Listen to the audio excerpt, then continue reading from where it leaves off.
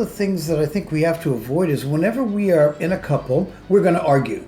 So how do we argue profitably? How do we argue unprofitably? What do you think? Well, first of all, I think one of the things that we need to look at is analyze why we are arguing at all. Does one person always start something and never give the other person a chance to start something? Do you feel like you're listened to? Precisely. Or, for example, when you're going to get in the car, do you give your spouse the opportunity to drive if they want to, or do you automatically go straight to the driving side? You see, we have. This is a smile of conviction, so she'll just carry on that. No, but if we don't know that there is something going on, if we don't understand that there is an issue, then it's never ever going to be resolved.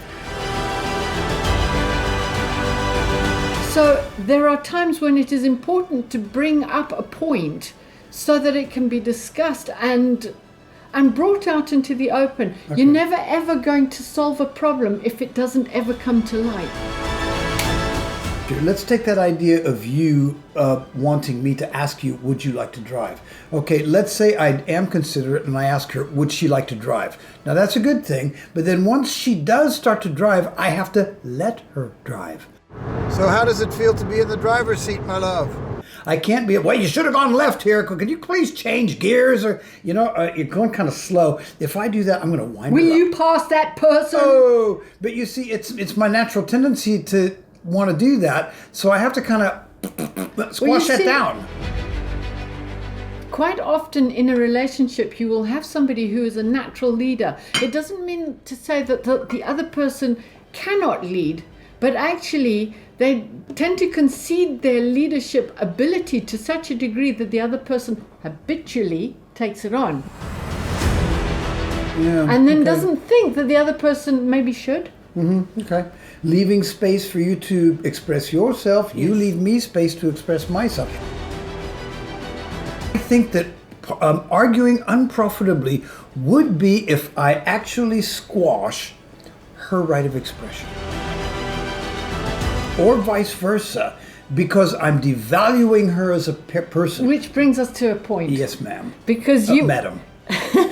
Because we've got another point here which says listening but not valuing. So, for example, it would be one thing for me to turn around and say, "What do you think, dear?" Yes. And then you say your opinion and say, "Well, I'm not going to do that anyway."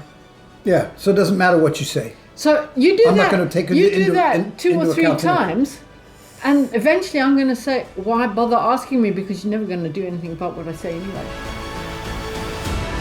However, you as the protagonist, you have got to, if you present an idea to me and I've asked for advice, you mustn't be bitter and twisted if I don't exactly implement what you tell me.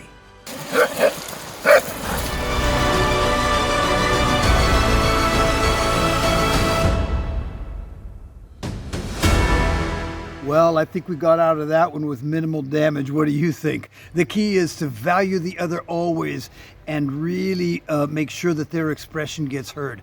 Next week, we're going to revisit Ruth as she tells us about how she extracted herself from her violent husband in the separation process. See you then. God bless and bye for now.